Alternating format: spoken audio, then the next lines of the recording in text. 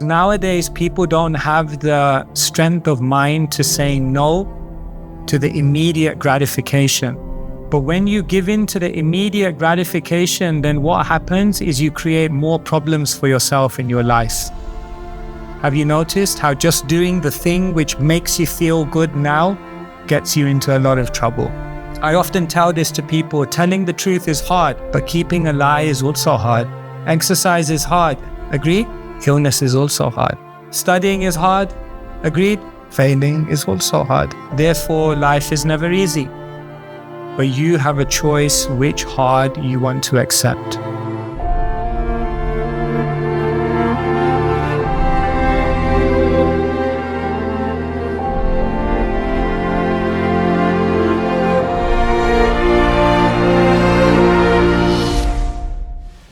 Okay, good evening everyone. Everyone doing good? Yes. Okay, wonderful. Really happy to be with you here today. And from the outset, I just want you to feel like totally relaxed. I feel like a bit of a school teacher here, like behind a desk and everyone's on the ground. But it's very relaxed, and this is a great opportunity for all of us to just come together and discuss things that you wouldn't normally discuss, out there in the world. Maybe your friends or the people you study with may not be on the same page spiritually, but this is a great space where you can ask questions and explore. So yeah, later on we'll kind of open it up, and I'd love for all of you to ask your questions and maybe share your thoughts. Okay, so thank you Paramaprabhu for introducing me. And he introduced me as a monk. And I guess maybe the first question I just want to throw out to all of you, and maybe just shout out whatever comes to your mind. When you hear the word monk, what's the first word that comes to your mind?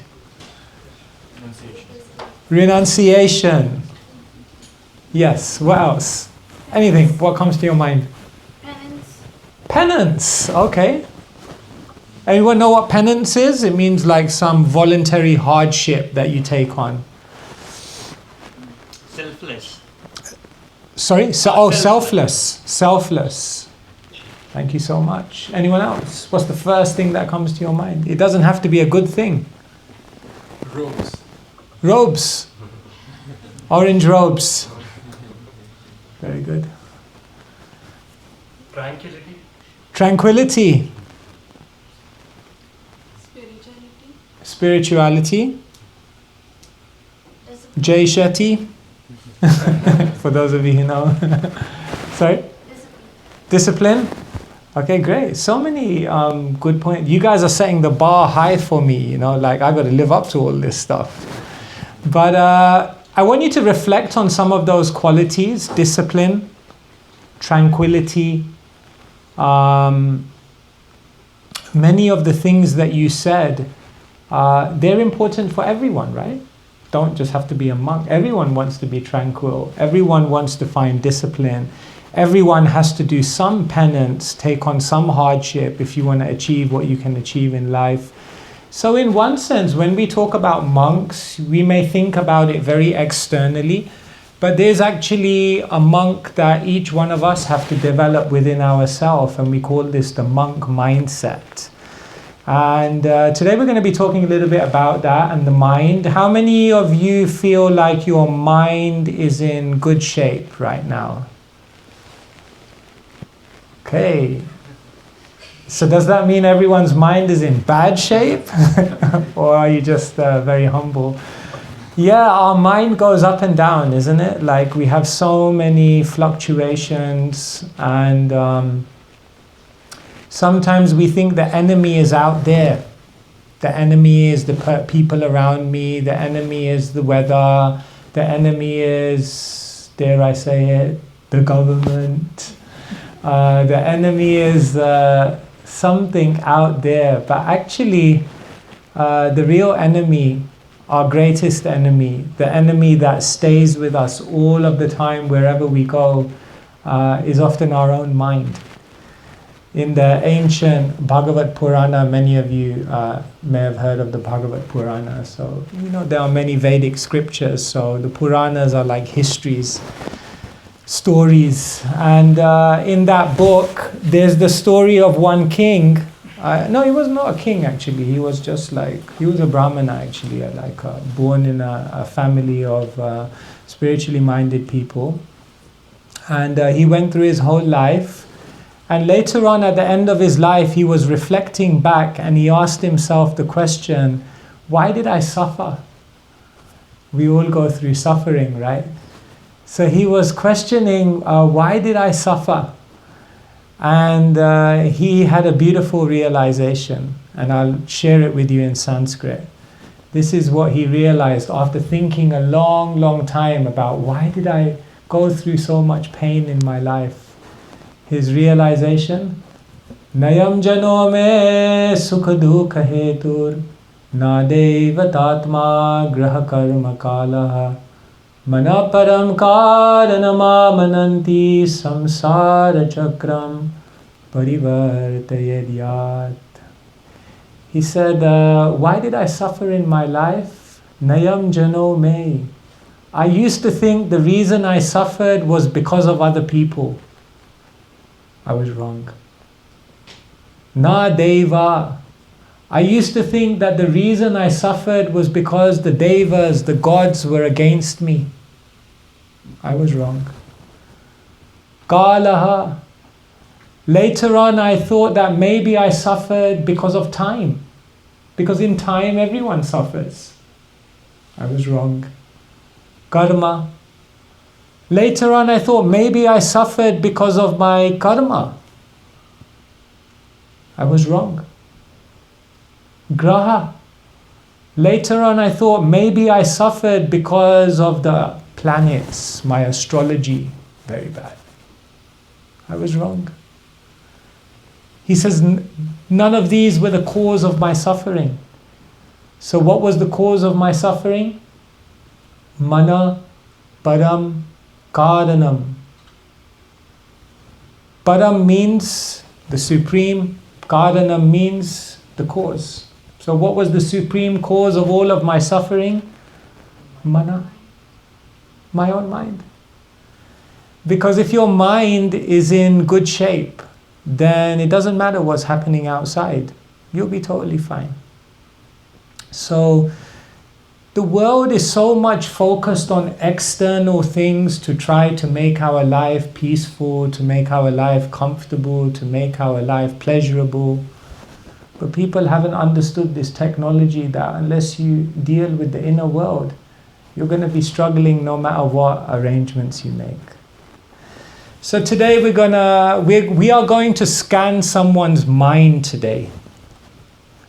Put your hand up if you would like your mind to be scanned, free of charge. I need one volunteer. Everyone looks super worried now. One volunteer. Okay, there you go. What's your name? Sanjana. Sanjana? Sanjana, can you step up here? And give her a round of applause. She's super brave. Sanjana, we're gonna scan your mind. So now's the time to start praying.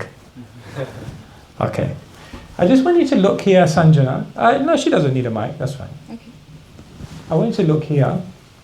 And what I want you to do is I'm going to show you a line, and I want you to tell me generally where do you find yourself along that line. Okay. Yeah? So, on one side is comparing, criticizing, and competing. And on the other side is appreciating and encouraging. Where do you feel you generally are along that line? First one. Tell me, give me an exact place along the line. Oh. Because obviously you're moving all the time. Just point to where you can point on the screen. Where on the line would you be? If you're totally that way, that you're always like this, if you're in the middle, you're sometimes like this, sometimes like that, and so where along the line would you be? No, probably like 1/4. Somewhere So like there? that, Like here? Yeah. Okay. My hand doesn't lie. Okay, good. how much do you feel like when you go on in life and you have to make decisions, you're mainly thinking about what's immediately easy, or are you able to think about it's hard now, but what's the long-term benefit? Like, how much are you in long-term thinking and how much are you in short-term thinking? Where along the line? Oh, wow. Got quite a long-term thinker there. That's why you're in cold Boston, even though it's hard. Do you feel your mind, your mental state is very distracted and many branched, like it's always moving? Or do you feel that generally you're quite attentive and focused? And what would you say? About there? Whoops, like that? Oh, yeah. How much do you think your mind is controlled by fear? And how much do you feel you're inspired by dreams? Like when you need to make a decision, are you like, it could go wrong, I'll do this decision? Or are you like, but this could happen, it could be amazing, let's try? No. It's obvious it can go wrong. Okay, like right here, isn't it? Yeah. Okay. Thank you for being honest. You all are Sanjana's friends, so if she's lying, you can tell us. Oh, How much do you think your mind overthinks and procrastinates, and how much does it analyze and then articulate? Like, are you able to be decisive? Are you able to, or do you feel like your mind is just always like, maybe, and then before you know it, it's all gone? Okay, somewhere here. Okay, last one. And how much do you feel your mind is very rigid and attached? Like once you have an idea and a plan, like it's very difficult to be flexible. Or do you feel like if life changes, situations change, you're just able to accept it and move on? Right there. Okay, pretty good. Give Sanjana a round of applause. Amazing. Thank you so much. So this is your mind. That wavy line should tell you something already. So generally the Vedas are saying that our mind can be in different modes. But generally most people's mind, or very few people's mind, is completely in order. Most people's minds are on the border. And some people's minds are out of order. So I think you're doing pretty well. You're on the border and moving towards in order, apart from being a little bit fearful. So thank you very much. You can take a seat. Thank you. And give a round of applause. So I just want you to think about this for a second. Just analyze your own mental state. And of course, your own mental state is always moving, isn't it? It's always changing day to day. But generally, are you more on the left-hand side or are you more on the right-hand side? Right? What the scriptures, the ancient teachers explain is that the more you engage in spiritual practice, the more you engage in actually understanding your own mind and understanding what's above the mind, what's beyond the body. As soon as you start going into realms of spirituality and the metaphysical, then what can happen is you can start shifting your mental state from here towards here. Imagine if you could always be in a mood where you never felt envy of other people, no sense of jealousy. If other people are doing well, it's like you feel very happy about that. Wouldn't that be amazing? What about if we stop comparing with others? Sometimes there's so many beautiful things happening in our lives, but what's happening is we're constantly looking around and saying, but they have that. And then immediately we feel depressed because we're always in a mood of comparison. Imagine if you could forget your fears. Not forget your fears as in not have any fear, but to not be dominated by your fear. It's like in this room, each of us have incredible potential. But what happens is we have so many fears, and therefore we never try. We never attempt. We never come out of our comfort zone and venture into newer areas of life, and therefore we don't achieve as much as we could achieve. Imagine you could do that. So If I asked you, what could you do in life that would shift your mental state from here towards the right hand side? Could any of you give me any ideas? What do you think, if we wanted to create a mental state which was more on this side rather than this side, what kind of things could you do? Any ideas? Practice awareness. Practice awareness. What do you mean by that? Like, how would that work practically? So if you have any negative emotions, you, I guess, analyze them. Maybe think, suppose you're jealous of somebody else, you start thinking, oh, that's a wrong emotion, and sort of redirect it. Okay, so just being present, being mindful, stepping back and analyzing yourself, not being impulsive, and basically having space in your life to do that. Okay, great. Yeah, what other things? Yeah, at the back? Only think about positive things and not negative about ourselves as well as about others. So cultivate like gratitude and positive thoughts. And is that easy to do? Never get any negative thoughts. We don't generally invite negative thoughts, do we? They just come, right?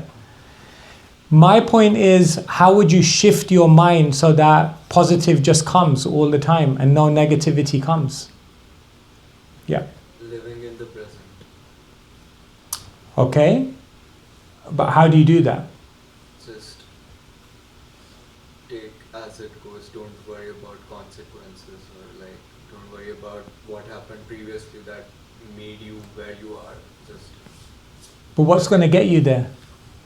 We'd all like to be like that, yeah, it's difficult. but it's difficult, isn't it? So what do you think? Do you know of anything that's helped you in your life to transform towards the... So far, all of the things that you've said are things we all want. We want to be aware. We want to do what you're saying. We want to have only positive thoughts, but the reality is it's never like that. So what will shift you? Yep. Journaling, and at the end of the day, thinking what we could do better in. Okay, journaling. So now you're giving us a practical activity. Be more reflective. Good. Yeah. What was helpful for me was meditation on death. Obviously not recommended. There you go, guys. Meditation on death. More like to get No, go for it. Like a existential kind of understanding of like what do you want to do in the world. Okay. Deeper. Okay. Journey. So sometimes remembering our own temporality, remembering it's okay, guys. Don't take it too seriously. We're here for a short time, and then we go on. That can sometimes help you to get above your mind, right? Was there a hand here? No. Anyone else? Yeah. These days, like I have discovered one thing. So if I'm getting a pattern of thoughts or something is bothering, so if it's not much confidential, I also converse with ChatGPT. So what it does is gives Wow, a free therapist, huh? psychological point of view of thoughts, and then it takes deeper. Okay, there you go. ChatGPT. Yes, no, it's great. It just sometimes and just extending that. I think what you're really saying is to share your thoughts with someone, to share your feelings. It may be ChatGPT, it may be a friend, whatever it may be, but just to talk about things. Yeah, it Just- gives a it's good to talk. psychological point of view that what's psychologically happening. Okay, So excellent. thinking. Excellent, good. Anyone else? Last ones, ideas? Yep. Meditation. Okay, meditation, and we'll come back to that. Yep. Surrendering to the situations, like not controlling everything and just letting it go. Okay, just accepting it. It is like this, not trying to fight it, don't be frustrated by it. But again, we want to be like that, but how do we get there? Yeah. So for me, what worked was chanting, and then just Okay, taking so- an hour out of my day just for myself, and just be with myself and think what's happening and what I can do. Okay, great. Okay, good. I'm sure you have many more ideas. What I'm going to do just very, very quickly, because I'm not going to give you a long talk, because I'm going to just share a few things with you, and then Anton is going to come, and then we're going to have some more questions and answers. But what I'm going to do is I'm going to share with you 5 Sanskrit words. And these are like 5 practices which, if you do these things, you will have a much stronger mind, You'll have a mind which is much more your friend than your enemy. And all of the things that you've mentioned that you want to do, acceptance, positive thoughts, not comparing, it will come naturally. So what I'm going to do is I'm just going to share those things with you, those 5 Sanskrit words, and then we can have some discussion on it. Is that okay? So this is Arjuna speaking to Krishna in the Bhagavad Gita. So many of you are familiar with the Gita. So here Arjuna is basically saying what we all feel. When Arjuna speaks, he doesn't just speak for himself, he's speaking for each one of us. So what does he say? Chanchalam hi mana. Mana means the mind. And chanchal means restless. The mind is very restless, isn't it? Just for you to even just sit here and focus on what I'm saying is very difficult. Because you're thinking, when are they going to serve the food? Like the mind goes in so many places. So like it's very difficult for people to focus on one thing. So Arjuna says, Krishna, the mind is restless, chanchalam. But then he says, Brahmati. Brahmati means, it can mean different things, but basically it means the mind has no logic. Have you noticed? We say the mind is reasonless. It comes up with things, it's completely illogical. Sometimes you see someone and then you just make up a story about, but without any, the mind is so creative sometimes. Balavad, bala means strength. So the mind is very, very strong. We say it's ruthless. Very, very strong. Right? Like even when you don't want to think something about someone, the mind is very... And Ridham means determined in a good sense, but in a bad sense it means relentless. Relentless, there you go. There's the mind, folks. Restless, reasonless, ruthless, relentless. And what does Arjuna therefore say? Vayur iva sudushkaram. Vayu means wind. Eva means even more. Eva in Sanskrit, English, even. He says it's more difficult to control the mind than even to control the wind. That's what Arjuna's conclusion is. And therefore, how do we do it? Because the mind, very difficult. So sometimes we tell the mind, this is how we define the mind. It's always magnifying things, inventing things, negative and very distracted. So I'll give you 5 things you can do. And if you do these 5 things, you integrate them into your life, you will have a very, very beautiful mind. Right? First thing is tapa. Can you say that? Tapa. Tapa. Tapa means austerity. Someone mentioned in the beginning, penance. So tapa or tap in Sanskrit means heating. Right, isn't it? But in this sense, tapa, what it means is austerity. So austerity or taking on some voluntary difficulty for a greater gain in the future is a very, very powerful thing in your life. We tell people, don't give up what you want most for what feels good now. Right? So what they would do in spiritual culture is they would do tapa. Can you give me an example of a practice of tapa that people may do in their life? Fasting. Fasting. That's like the classic one. Right? You think why is this person starving themselves? Why would you do that to yourself? Food is that's what we look forward to every day. But it's so powerful that when you make a resolution that I am not going to eat today because there's something greater I'm trying to aim for. And when you're able to control the tongue, because the scriptures actually say the tongue is one of the most voracious of all the senses. So when you can have that mental power to say that, no, today I'm not going to do it, then what happens is that develops a great mental strength. Nowadays in the world, people don't do any tapa. They just want instant gratification. So when it's cold, what do? You put the heater on. When it's hot, what do? Air conditioning. When you're hungry, what do?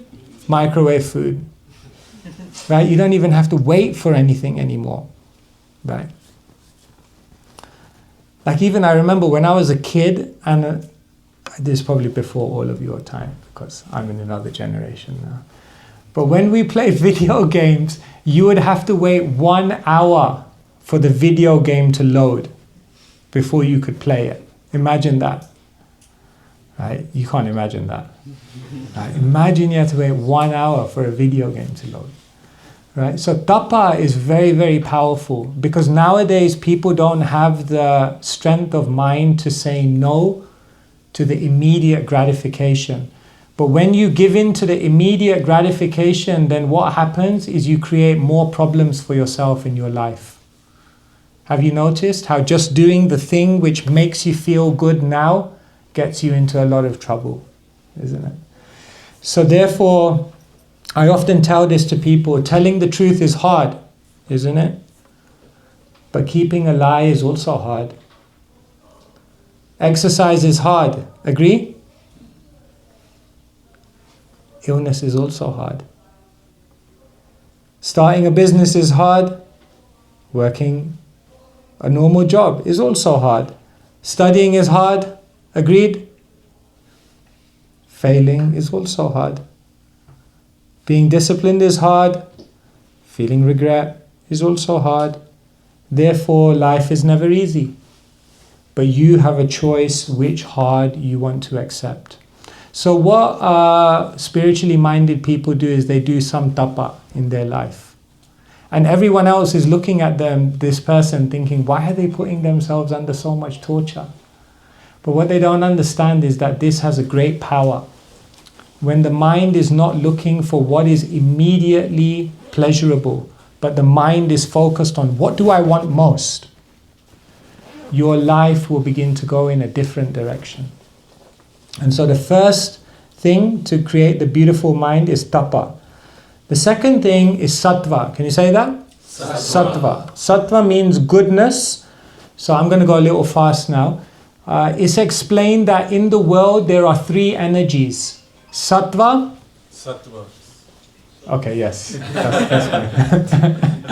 Sattva, Rajas, and Tamas. Yeah, you all know this. Goodness, passion, and ignorance. And therefore, everything in the world is in a combination of these modes. The food that you eat, the environment you surround yourself with, even the times of the day, everything carries a certain energy. So if you build more sattva in your lifestyle, then what will happen is your internal mindset will also become in the mode of goodness. And therefore, naturally, you will, remember that diagram, we will naturally go to the other side, because basically you are a series of your habits. So what determines your energy? What you eat, what kinds of things you watch, whatever goes in, whatever you're scrolling, whatever you're looking at. Know that it leaves a mark on the energies that are acting within you, right? The music that you listen to, the people, the places, websites, interest, all these things, right? So it's very powerful in the Gita. Krishna basically explains how to build a good lifestyle, good habits. The more you live in sattva, the more you have this energy, then your mind will also naturally move from the left-hand side to the right-hand side. Yeah, I'm just going to skip a little bit of this because we're short of time. The third very, very important thing if you want to have a powerful, beautiful mind is Vidya. Yeah, say that? Vidya. Vidya. Vidya means wisdom. So in the Gita, Krishna explains that above the senses is the mind. Above the mind is the intelligence. And above the intelligence is the soul. So sometimes in the Upanishads it says, Who watches the world? The senses watch the world. But who watches the senses? The mind watches the senses. But who watches the mind? The intelligence watches the mind. And who's watching the intelligence? The soul. So Vidya or knowledge, what that does is that strengthens and purifies and clarifies your intelligence. Have you heard the word darshan? What do you understand by the word darshan? What does that mean? Seeing. Yeah, exactly. It comes from the Sanskrit root drishya. So darshan means seeing. But it doesn't just mean physical seeing. We also have what we call in English a worldview. Have you heard this word? It means that when we see things in the world, we see it in a certain way. That's why two people can see exactly the same thing and they can have a completely different experience. Because drishya or darshan is not just what you see with your eyes, it's what you see with your consciousness, your worldview. So what the scriptures explain is that when you take time to learn spiritual knowledge, then what happens is you elevate your darshan. And when you elevate your darshan, then you're no longer looking at the world just through the senses and the mind, but you're able to look at the world through intelligence. So you don't become impulsive, you don't become just acting or feeling according to your instincts, but you're able to step back and say, this has happened, but what higher thing, what higher lesson, what higher purpose is there behind what's happening to me, right? So therefore Vidya empowers darshan, and therefore that's why it's so powerful to have discussions like this and talk about these things. So I'm just skipping a little bit. The fourth thing that's very, very powerful if you want to have a beautiful mind is Seva. You've all heard of Seva. Seva means selflessness or selfless service. You see, in the world today, people are very, very selfish. They're only looking at I, me, and mine. And when you only look at I, me, and mine, then your world becomes very, very small. But what Seva or selfless service, what that does is it helps you to broaden your vision. It helps you to expand your world, and it helps you to see situations and life and people in a different way. Sometimes we think our life is bad, but when we go out and we're selfless and we help other people, then we realize that actually I have way more than I think I have.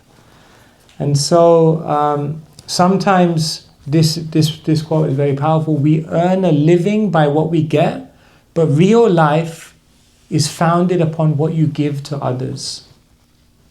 So in selflessness, I show this to people. So much happens when you help other people with their problems. Your own problems disappear. When you genuinely try to go out and help people to be the best they can be, then what will happen is your own personality will flourish. When you share whatever you've learned, whatever you share, whatever you know with others, what happens? You learn even more. Your intelligence expands. And when you try to bring happiness to others, then naturally your own joy increases. So the world we're living in is like completely antithetical to this, very selfish world. So if we want to build a beautiful mind, then we find ourselves by thinking about other people. And so this is another very, very powerful principle. And the final one, which we'll do later on, is mantra. Mantra is a very, very powerful way to transform the condition of your mind. You see, sound is very, very powerful, isn't it? Like say, for example, if I was to play your favorite song from many years ago, then as soon as you hear the song, so many memories come back, isn't it? So it's said that when we chant or when we do this kind of meditation on sound, then the sound vibration helps us to realize I'm so much more than just what I think I am externally. Right now, I think I'm this many years old, I'm going to this university, I came from this background, that's who we think we are. And then our mind is calculating everything on that identity. But when you do mantra, then what happens is you realize I'm something much more than this. I'm a spiritual being. This life is just one chapter and there's a world beyond this world. And then what happens is when your consciousness expands, then all the things of this world, you don't take them as seriously, isn't it? So we'll be talking more about this later on, mantra, but it's very, very powerful. So this is just some things I wanted to share with you today. Like sometimes people say like, what is the monk mindset? But the monk mindset is the same thing for everyone. The more you practice some tapa in your life, the more you cultivate sattva in your habits, the more you engage yourself in discussing wisdom and elevating your consciousness through spiritual knowledge, the more you come out of your life and say, I'm going to serve others. I want them to be amazing. I want them to be successful. I want them to find joy. And the more you sometimes just disconnect from the world and engage yourself in a vibration which helps you to raise your consciousness beyond just this material understanding that we have, the more you do these 5 things, then what will happen is you'll shift. You'll go from here to here. All of these things will shift. And I just want you to think for a second, if you would have a mindset like this, what else would you need in your life? Actually, don't need much more in your life. Everyone's running around trying to find so many things. But this is actually all you need. Because if you have this beautiful mindset, you have everything. And if you have everything, but you don't have this, you're going to be struggling.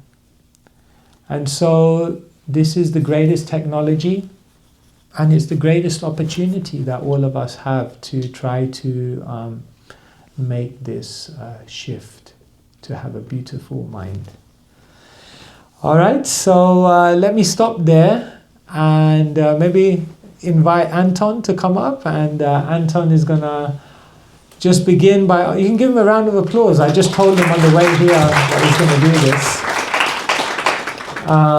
So he's going to just begin and just kind of ask us a few things from his perspective, just to give all of you a little bit of time to think about your questions. And then after about 10 minutes, we'll open it up to all of you. Yeah, thank you, Maharaj. Wait, does it work? Or is it for the camera? I think, yeah, just keep it. All right, sounds good. Thank you, Maharaj, for the great talk. Can we also all give a round of applause for Maharaj again? That was really cool. Yeah, thank you so much. Yeah, I think one of the questions that I've been actually kind of thinking about a lot recently was, you said that, the mind, we often blame other things, external things, for our problems.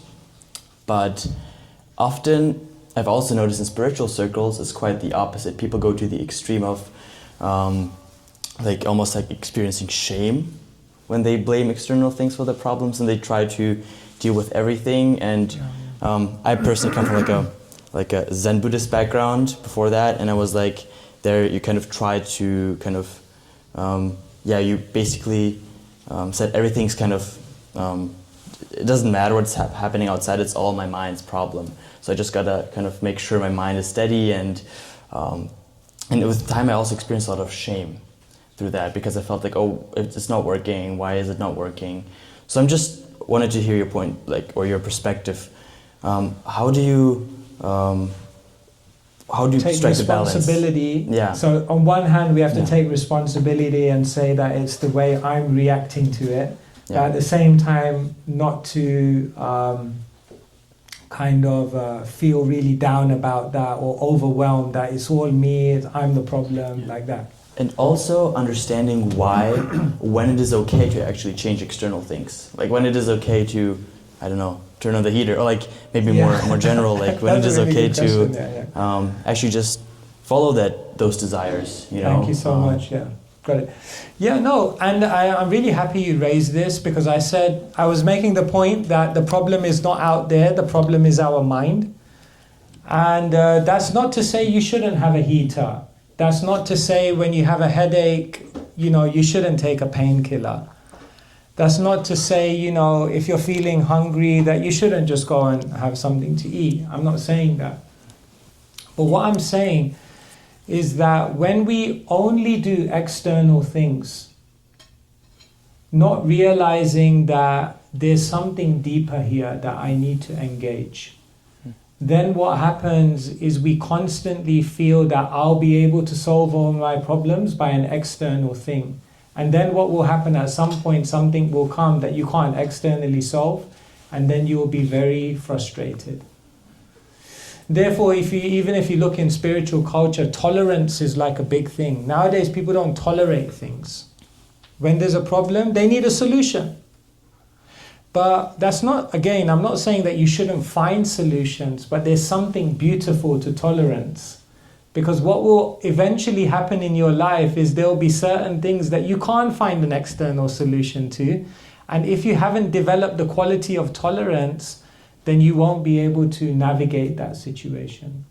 So the first thing I want to say is that it's not that you can't make external changes, but we have to realize that there's something deeper within us that we have to address. The second thing I would say is that we don't have to be so hard on ourselves in the sense of realizing that this is a step-by-step process. Right? We're not going to change overnight, because for years we've lived in a certain type of mindset. And therefore we should realize I have the problem, but we should also realize I have to give myself time. And therefore a spiritual person is also compassionate and kind and patient with themselves, but at the same time they know that I need to work on myself. Right? So like when you're trying to do some kind of weight training, then you don't try to do it all in 1 week. You realize I have to do it step by step. So like that, we take responsibility, and then we also give ourselves time. But we don't just give ourselves time. What we try to do is incrementally try to do these kind of things. Do more tapa, do more sattva, get more vidya, do more service. And as we do those things, then gradually things change. Is that okay? Yeah. And also partly being just honest with yourself, like understanding where you are, and maybe looking at this graph, understanding where you are there. If you're all on the left, you shouldn't probably just be going right to the right. I think I'm also thinking more about practical aspects, and I think most of you are as well. Also, I think, and it's a little of a hot topic, but like I'm also interested in how like therapy plays into this. A lot of people, sometimes from people I know, they kind of shy away from that, or they just go into spiritual like settings, and they try to heal themselves through those settings. What, in your opinion, can a psychologist do, what a spiritualist cannot do, and the other way around? Yeah, thank you so much. Yeah, so sometimes we have some level of mental difficulty on the psychological platform. So am I saying now you just need to do these 5 things and you're going to be fine? You don't need to see a therapist, you don't need medication. It doesn't have to be either or. Sometimes I give the example, when you go to a hospital, there are nurses.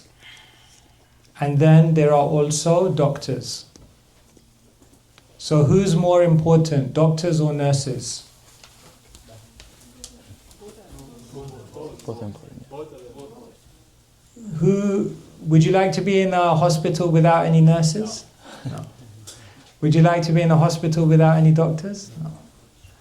Therefore, the nurses help you on a day-to-day basis to get through the day, right? But then the doctor does the operation which ultimately gets you out. But if you have only the doctor and you don't have nurses, you might be finito before the operation takes place. And if you only have nurses but you don't have a doctor, then you might get through the day but you'll never get out of hospital.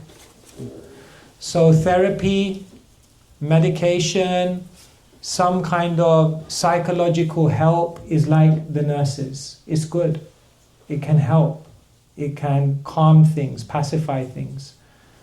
But it doesn't get to the root of the problem. Because the root of the problem, according to spiritual teachers, is that we think we are the mind. We think we are the body. We think we're a material being. And while you think you're a material being, it doesn't matter how much you do to pacify the mind and the body, you're still going to run into problems. So the ultimate thing is to become self-realized and understand that actually I'm not this body, I'm not this mind, I'm something beyond. But that requires spirituality. So psychology can help you calm the body and mind, and spirituality helps you to transcend the body and mind. And it's not either or, you can do them side by side. Does that make sense? Thank you. One more question? One more, and then we can. Yeah, okay. I think I've heard the quote from you a lot, existing and living. So basically, a lot of us, we are often also like concerned with existing. So the common goals we approach of like having a good career, having a good job is often more about existing than truly living. Whereas living comes when we start thinking about our purpose, our role in the world and everything. How does the mind play into this? I'm just curious. Yeah. How does the mind play into living and existing? Yeah. What is different from a person? Like, what is different in the terms of mind for a person who's living and for a person who's existing? Yeah, so everyone understands the difference between living and existing. When we're existing, we're just kind of going with the flow. We're just, meeting the demands, going along with the trends of the world. But when we're living, then we're challenging things. We're trying to understand what's the deeper thing that I'm searching for in life. So again, it comes here, short-term and long-term. When we're existing, we're very much focused on the immediate demands, the immediate duties, the immediate pressures, and everything is just the immediate. And what happens is just in addressing the immediate, life goes by. And then we kind of look back and we think, but my whole life went and I didn't follow any of my dreams because I was just addressing the immediate. So when we have this long-term achievement, when we ask ourselves the question, why? Right? Like nowadays, people don't ask themselves the question, why? Why am I doing this? Why do I think this will make me happy? Why do I think this is a successful life? Is it because I've actually made that decision? Or is that just because that's what society tells me and that's what everyone else is doing? And therefore it must be right, and therefore that's what I got to be doing.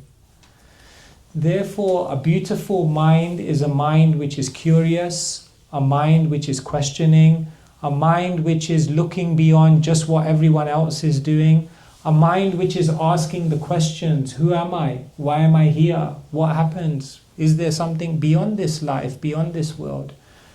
And when we ask those types of questions, when we have that inquisitive mind, then we're not just going to be existing, but we're going to be much more likely to be unleashing our potential and living. Almost like inspired by dreams. Yes. And, all of those things. Encouraging. Yeah. Awesome. Thank you. Thank you. Give Anton a round of applause. Thank you so much. Okay, everyone, so we have a little bit of time. If anyone wants to ask any questions, you can put your hand up about anything we've kind of talked about here in today's presentation about the mind. Or if you have any general questions about spirituality or meditation or anything you'd like to ask. So yeah, over to you. Anyone? Yes, at the back there. So this is a general question. Can you speak at the mic, please, so others can hear? Hello. Yeah. So this is a general question. Like when I think about my mind and when I try to focus, it doesn't stay in one place, right? When I am sitting in a lecture of 3 hours, I can concentrate for an hour or two, but it runs away. But when I also think about my mind, like when you are feeling cold and you want the warmth, right? Your mind automatically focuses. When you are hungry, your mind focuses on food. So your mind always prioritizes what you want, but still you are not able to focus. Basically, you are not able to keep your mind at a certain place. So how we can do that? That's why I told you above the mind is the intelligence, right? See, the mind is looking for what is immediately pleasurable or what it immediately needs to do to avoid pain. But the intelligence is helping the mind to see what's the long term thing you should be looking for. So because most people don't have a strong intelligence, most of the time they're guided by their mind. So like we'll only study when it's like one day before the deadline. Because we're like, oh my God, there's going to be a problem if I don't do this now. And therefore we only do it when it's an emergency, or we only do it when it's needed, or we only do it when we don't have another choice, or we only do it when we're forced. But when you have a strong intelligence, you don't need to be forced. You don't need an emergency. You know that this is good for me, and even if there's no immediate thing which is impelling me to do it, I'm going to do it because this is what's going to help me best in my life. So most people don't invest in that. That's why. We tell people, small minds discuss people. Average minds discuss events. But great minds discuss wisdom. So the more you absorb yourself in wisdom, the more you ask yourself like these questions. Who am I? Why am I here in this world? What is happiness really? How do I measure success? Is it just by a number? Is it just by something external? Or is there some deeper measure of success? Once you absorb your mind in asking these questions and finding the answers, then you'll find that your mind, which is controlled by your intelligence, acts in a very different way. But nowadays people don't do that.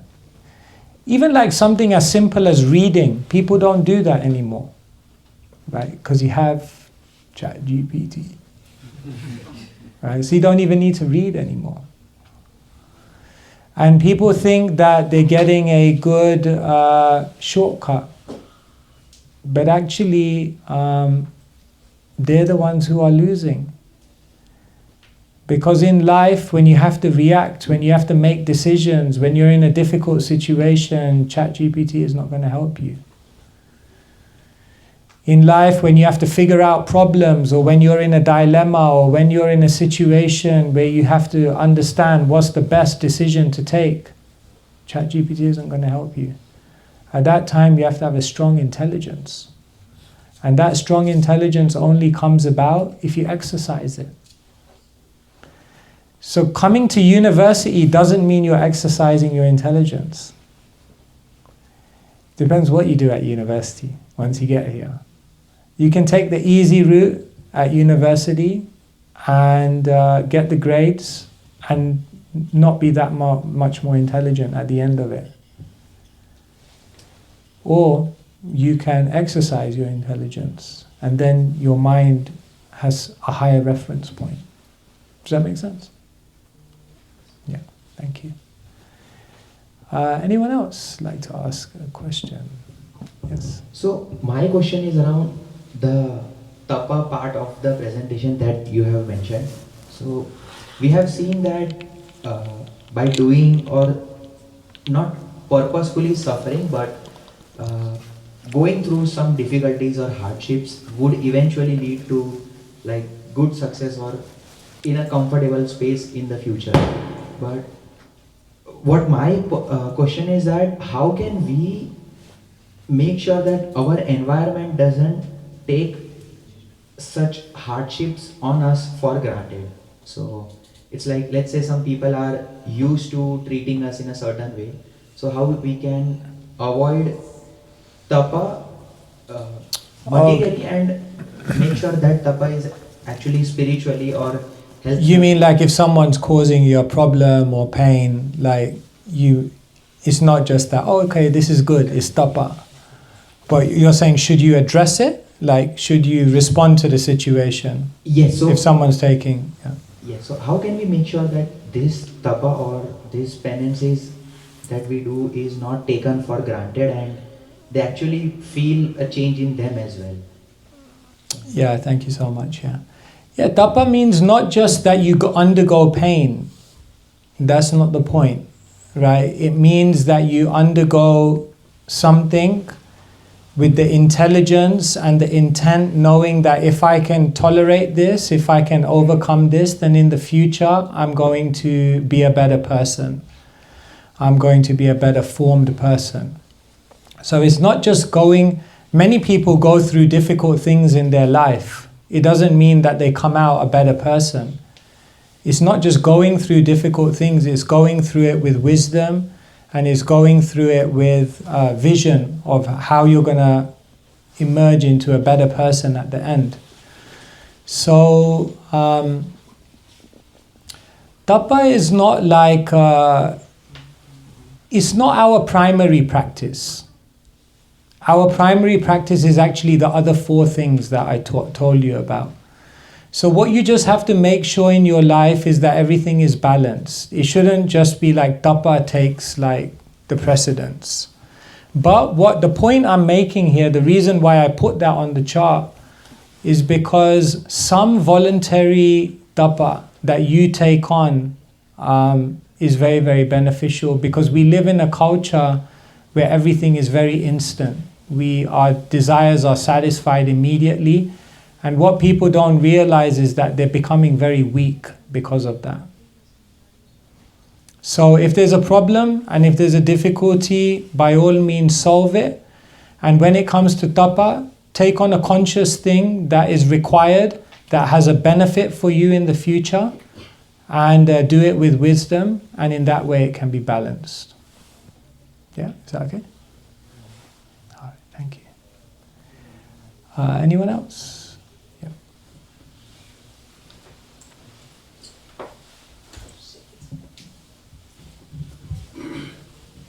Namaste, Swamiji. In response to your previous question, you alluded to balance, right? So in my experience so far, the greatest deterrence to balance has been emotion. But as human beings, all of us do have emotion. Like, emotion is something that drives everybody at the end of the day.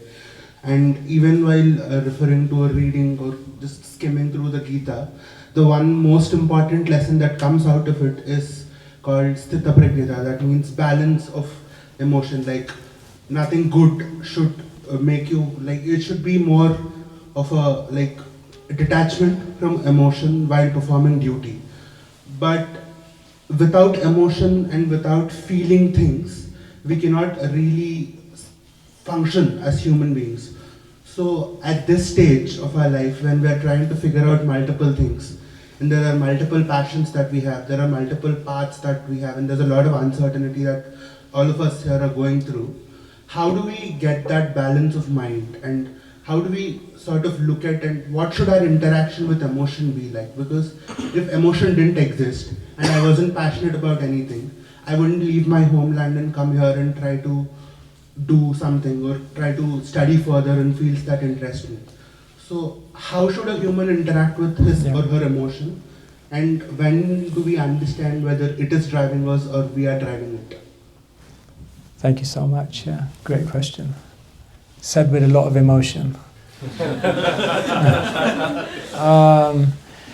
So we should have emotion. We are souls, and as souls we're meant to love and have relationships. And it's all about exchange of feelings, exchange of affection, exchange of emotions. And that's a very, very good thing.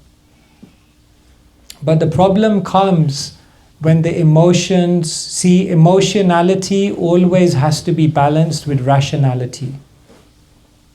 If you're only rational but you have no emotions, then life will become very logical and at the same time very dry.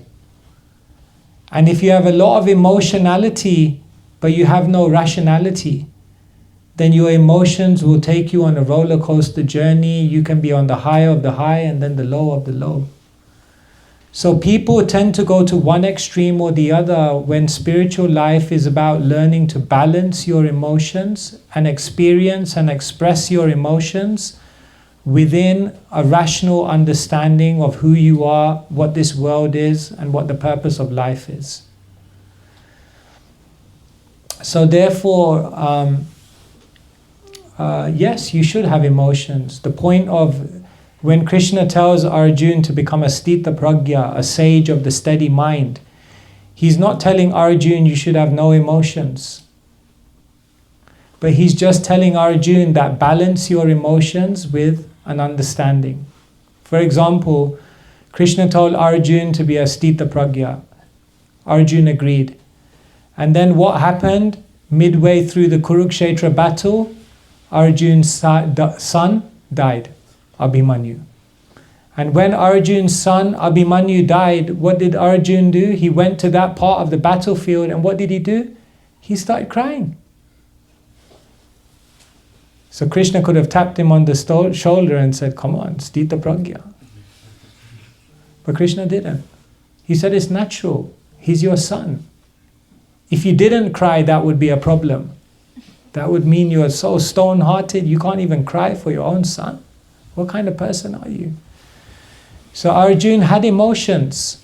But then what did Arjuna do at the very next moment? He picked up his bow, the Gandiva, and he started fighting again.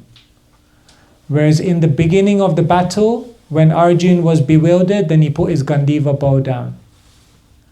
So that means that from that point to that point, Arjuna didn't lose his emotions. But what he did do was he added rationality. And therefore his emotions never overcame him. So that's why it's so important. Many of you are from, the background, the Vedic background, Sanatana Dharma, you're familiar with that. But we must read the Bhagavad Gita. Like not just like, yeah, I know a few verses, I've memorized it, I know a bit of the second chapter. No, like as a book, as an entire dialogue, as applicable to my life. What does it mean for my life? That is what we should do. Then we can have emotions, but it won't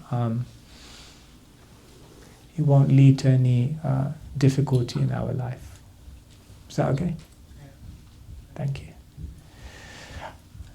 All right. I think we should do some kirtan now. Yeah. So thank you very much, everyone, for your questions, for your attention. I know it's not easy at a long day. We're going to do some kirtan now. Have you done kirtan here before? You do all the time? Yes, we have. Okay. But there are a lot of new faces too. Okay. So if you're here for the first time, thank you for coming.